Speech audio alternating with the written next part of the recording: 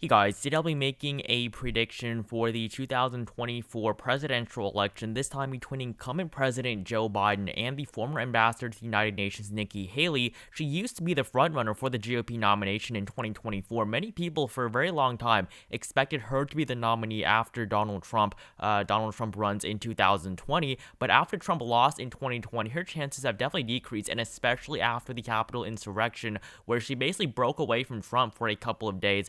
She has since come back and said that if Trump runs, she would not challenge Trump. She's definitely trying to appeal more to the Trump base now, but after the Capitol insurrection, she really was very, very against Trump. And so taking a look at the chances for the candidates for the 2024 Republican presidential nomination, Donald Trump is currently up at 27 cents per share. He has retaking the lead over Ron DeSantis. Ron DeSantis now is seen as more of the heir to the, I guess to the leadership of the Republican Party after Donald Trump. He is definitely the most popular, but there's also Nikki Haley. She definitely appeals better to independents and people that are more towards the middle. However, Nikki Haley, she is still in third place despite dropping significantly. She used to be at number one over Donald Trump before the Capitol insurrection, but now she has a 10-cent share of winning. She was also not invited to CPAC, and CPAC really is very important. If you look at these other people here, Donald Trump, Ron DeSantis, Ted Cruz, Kristi Noem, all invited to CPAC, but Nikki Haley was not. And taking a look at, Trump's chances, he has gone up to the top, and Nikki Haley is still down at around 10 cents per share, but still, she is still in third, and that definitely does make her one of the top contenders for the 2024 nomination. So I'm going to start off by filling in the solid states for Nikki Haley. I think that she would win more solid states than other Republican candidates. I do think that she would definitely do well in the South. She is from the South and she is a Republican. I think that she'll be able to appeal better to minorities as well. So we'll have the entirety of the South all be solid for Nikki Haley, as well as South Carolina. I do think South Carolina will be a solid state under her. She, of course, is the former governor of the state, reelected by 15 points in 2014. Now, that was against, a Democrat that was from the state of South Carolina, against Joe Biden, who has absolutely no connection to the state. Definitely Nikki Haley is going to do very well there, and much better than Donald Trump, who only in 2020 won the state of South Carolina by 11.7%. In 2016, he won it by 14.3%. So in the state of South Carolina, Joe Biden did win the Democratic primary there. That's really the race that helped him win the nomination. If Joe Biden lost the South Carolina Democratic primary, there is no way he would have been the nominee. Bernie Sanders would have been the Democratic nominee in 2020. I think that's good for the Democrats that Joe Biden did win in South Carolina, but that's just with the Democratic Party. The Democratic Party really is not too strong in South Carolina, and Nikki Haley will blow Biden out of the water there. And the final solid state I have is the state of Alaska. I think this will also be solid.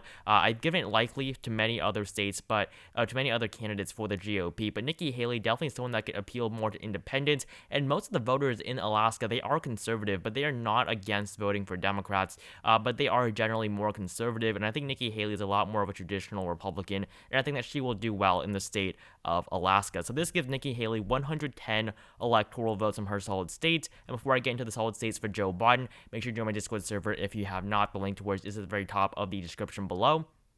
We have a pretty cool mock government on there, so make sure you join that if you have not. But taking a look at the numbers here for Joe Biden, I'm going to start off with the entirety of the West Coast.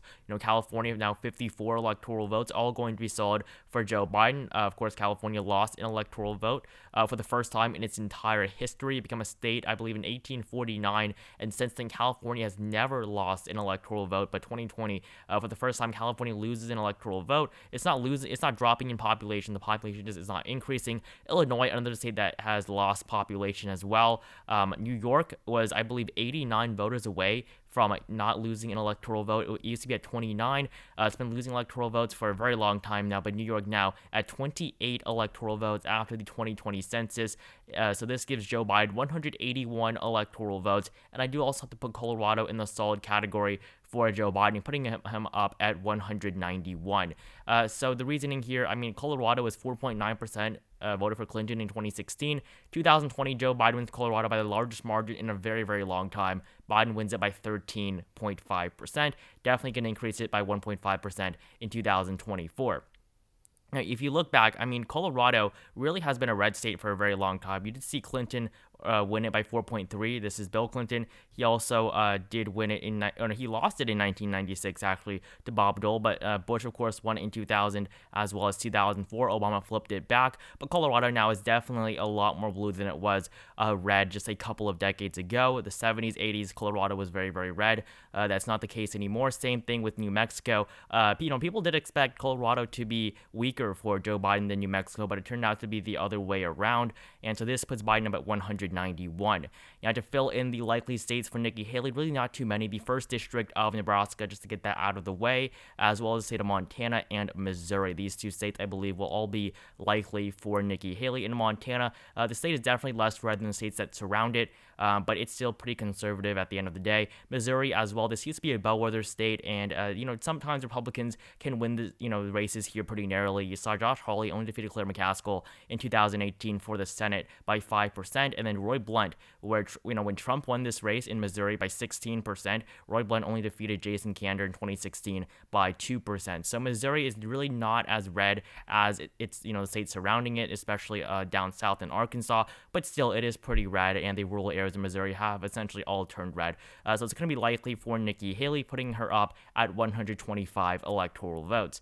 Now, the likely states for Joe Biden, I'm going to start off with the state of New Mexico. Like I said, New Mexico is not as blue as Colorado, but it's pretty close, 10.8% to Colorado's 13.5%. In the Senate here, Ben Ray Lujan definitely underperformed, only won by, I believe, 5% against his Republican opponent, but in the Senate in 2020, but New Mexico, compared to 2016, Clinton won it by 8.2%. So really not as much of an increase compared, with Biden comparing him to Clinton, but still definitely Joe Biden did do pretty well here. And I believe that, it'll be over 10%, but I don't think it can increase by 5% and make it a solid state. So Biden now at 196. I also have Virginia. I mean, this state used to be solid red. This was the capital of Confederacy, was in Virginia. I mean, 1976, Jimmy Carter won the South. He did lose Virginia to Gerald Ford. I mean, 1980, Virginia was 12.7 for Reagan. 1984, it was solid 25% for Ronald Reagan. You also saw Bush win it. Bush winning it by 20.5% against Michael Dukakis in 88. I believe 92, it was still red. Even when Bill Clinton won Louisiana and he lost in Virginia. So Virginia really used to be a very conservative state. It really is not so anymore. It flipped, I believe, in 2008. Yeah, it flipped in 2008. I mean, Bush won Virginia. I mean, Bush 43 won Virginia in 2004 and 2000. So Virginia, definitely Joe Biden winning it by 10.1%. That's the largest margin for a Democrat in a very, very long time, and it'll continue to be like that. It'll be continuing to be more and more blue. The Republican GOP in Virginia has not won a statewide race in over a decade at this point. Governor, Senate, anything, they have lost everything in the last 10 years. So let's put Biden up at 209. Also, the Maine at-large vote, which is typically likely for the Democratic Party nowadays, and this puts him up at 211.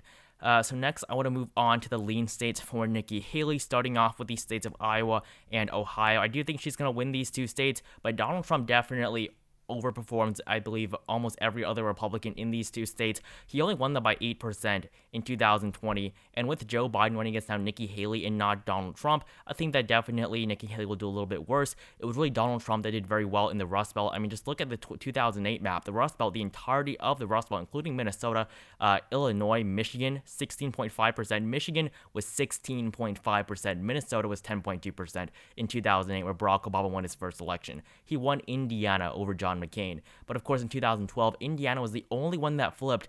And then 2016, 5 states in the Rust Belt flip: Iowa, Ohio, Pennsylvania, Michigan, and Wisconsin. All of these states flip in 2016 after Donald Trump, of course, takes office. Before Donald Trump takes office.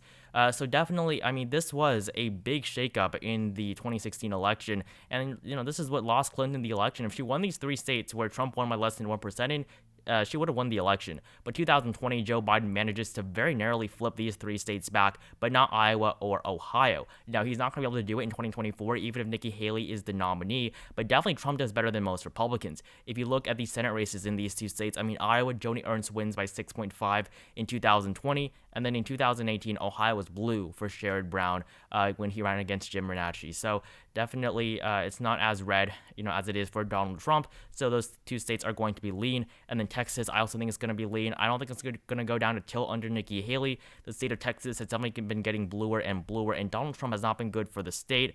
I mean, 2012, it was 15%, 16%. Now it's 5.6%, so it's dropped down over 10%, during Donald Trump's 4 years in office.